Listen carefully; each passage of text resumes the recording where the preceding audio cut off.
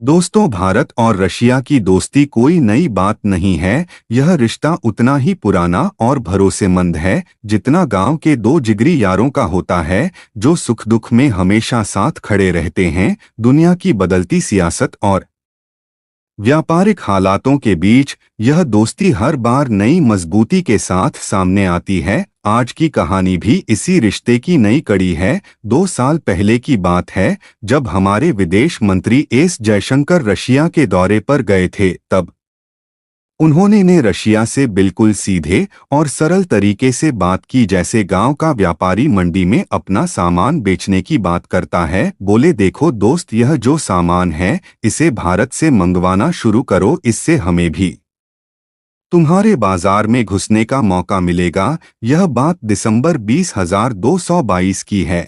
लेकिन उसके बाद रशिया ने ऐसा बर्ताव किया जैसे हमारी बात हवा में उड़ा दी हो। ना बाजार दिया, ना सामान मंगवाने की इच्छा दिखाई। लेकिन कहते है ना, ऊंट के नीचे भी कभी कभी पैर आता है। अब वही रशिया जो कल तक मुंह फेर रहा था, आज हमारे दरवाजे पर आकर कह रहा है, भाई अब हमें तुम्हारा सामान चाहिए। और यह बात सिर्फ हवा में नहीं है, बल्कि द हिंदू की खबर में छपी है। रशिया ने हमें एक लंबी लिस्ट भेजी है। इसमें लिखा है कि हमें मेडिकल के सामान चाहिए, जैसे मशीनें और उपकरण, इंजीनियरिंग से जुड़े आइटम चाहिए, और भी बहुत सारे सामान हैं जो सिर्फ भारत से खरीदना चाहते हैं। अब जरा सोचिए, ऐसा क्यों हुआ? जो देश कल तक हमें नजरअंदाज कर रहा था, आज वही हमारे पास क्यों आ रहा है? कहीं ऐसा तो नहीं कि हालात ने उन्हें मजबूर कर दिया? इससे भारत को क्या फायदा होगा? क्या इससे हमारी हालत सुधरेगी, जो कि अभी तक व्यापार घाटे, ट्रेड डेफिसिट से दबा हुआ है? दोस्तों, यह बातें हम धीरे धीरे आपको समझाएंगे, तो ध्यान से सुनिए और देखिए कि इस बदलती तस्वीर में भारत के लिए क्या मौका छुपा हुआ है। अब बात समझने की कोशिश करते हैं कि यह बढ़ता व्यापार भारत और रशिया दोनों के लिए कैसे मायने रखता है। पहले एक नज़र डालते हैं हमारे हालिया व्यापारिक आंकड़ों। 2023-24 के हिसाब से भारत और रशिया के बीच कुल व्यापार 66 अरब डॉलर तक पहुंच चुका है। और सुनने में आया है कि 2025 में यह आंकड़ा इससे भी आगे निकल जाएगा। अब यह संख्या किसी साधारण बात की तरफ इशारा नहीं करती, क्योंकि पिछले 5 सालों में हमारा व्यापार 5 गुना बढ़ा है। सोचिए, एक किसान जिस जमीन से पहले 10 बोरी अनाज उपज जाता था, अब उसी से 50 बोरी निकाल रहा है। ऐसा ही है यह उछाल, और आज रशिया भारत का चौथा सबसे बड़ा व्यापारिक साझेदार बन चुका है। कुल व्यापार 6-7 अरब डॉलर का है। लेकिन इसमें एक दिलचस्प बात छिपी है। हमारा आयात इंपोर्ट तो 6 अरब डॉलर तक पहुंच गया है, लेकिन निर्यात एक्सपोर्ट केवल 4 अरब डॉलर पर अटका हुआ है। अब इस बढ़े हुए व्यापार के पीछे की बड़ी वजह क्या है? इसका जवाब आपको तेल के कुएं से मिलेगा। रशिया अब भारत का सबसे बड़ा क्रूड ऑयल सप्लायर बन चुका है। हमारे तेल मंत्री हरदीप सिंह पुरी जी ने हाल ही में बताया कि भारत की 35% से ज्यादा तेल की जरूरत सिर्फ रशिया से पूरी हो रही है। अब जरा इस पर गौर करें। 2021-22 में रशिया से आयात काफी स्थिर था, लेकिन जैसे ही रशिया ने डिस्काउंट देना शुरू किया, एक किसान के खेत में बाढ़ आ जाने जैसी स्थिति हो गई। आज भारत का लगभग 40% तेल रशिया से आता है। और तेल ही क्यों, कोकिंग कोल, खाद, फर्टिलाइजर्स और कई जरूरी चीजें भी अब रशिया से ही मंगाई जा रही हैं। यह बदलाव इतना बड़ा है कि इसे नजरअंदाज करना मुश्किल है। जैसे खेत में पानी की सही व्यवस्था से फसल लहलहा उठती है, वैसे ही इस सस्ते तेल ने हमारी अर्थव्यवस्था में नई जान डाल दी है।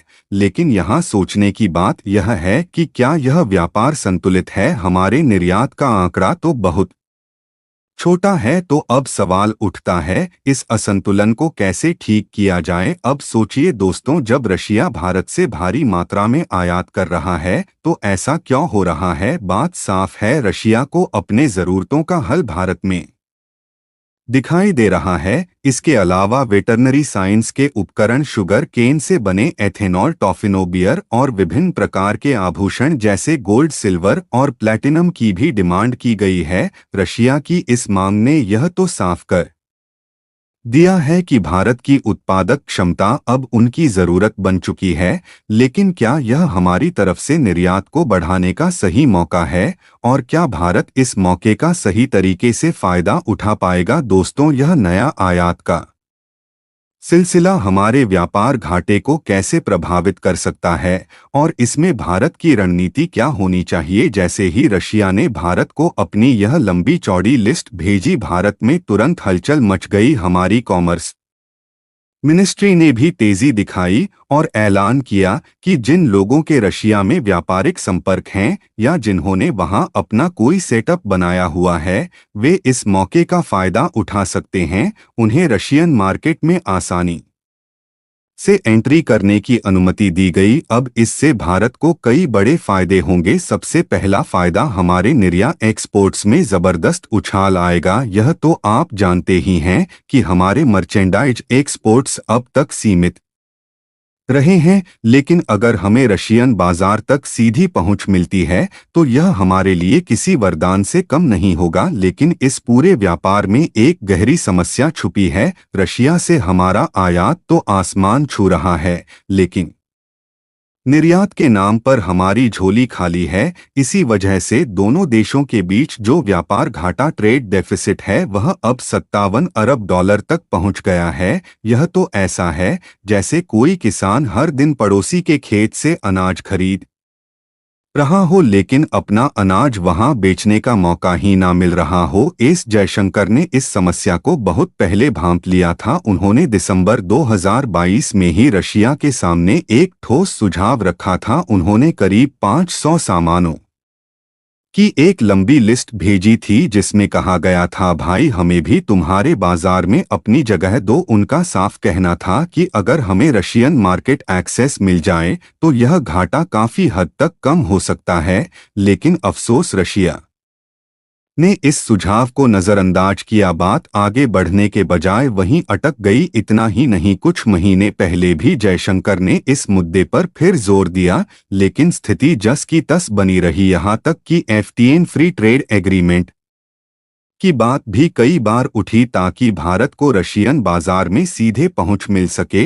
और अब कहानी में मोड़ आया है। हाल ही में रशिया ने भारत से आयात की एक लंबी लिस्ट भेजी है। इसमें मेडिकल उपकरण जैसे ultrasound scanner, catheters, artificial body parts और डेंटल फिटिंग्स शामिल हैं। दूसरा फायदा, हमारे एक्सपोर्ट्स डाइवर्सिफाई होंगे। अभी तक हमारा निर्यात मुख्य रूप से अमेरिका, चीन और मिडिल ईस्ट जैसे कुछ चुनिंदा देशों तक सीमित था, लेकिन अब रशिया जैसे बड़े और स्थिर बाजार में कदम रखने से हमारी पहुंच बढ़ेगी और व्यापारिक जोखिम भी घटेगा। तीसरा और सबसे अहम, जो हमारा व्यापार घाटा, ट्रेड डेफिसिट 57 अरब डॉलर तक पहुंच चुका है, उसमें कमी आएगी। अगर हमारे एक्सपोर्ट्स में वृद्धि होती है तो रशिया के साथ व्यापारिक संतुलन बेहतर होगा। लेकिन कहानी यहीं खत्म नहीं होती। यह व्यापारिक बढ़त पश्चिमी देशों को रास नहीं आएगी। वे पहले से ही भारत और रशिया के बीच बढ़ते व्यापार को लेकर अस हैं,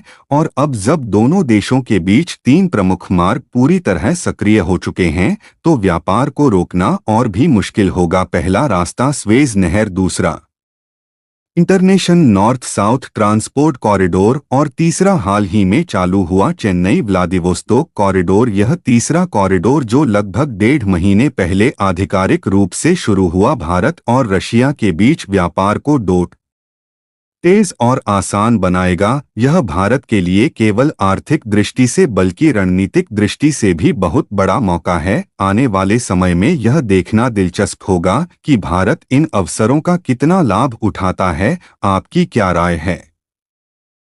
हमें नीचे कमेंट में जरूर बताएं। जय हिंद, जय महाकाल।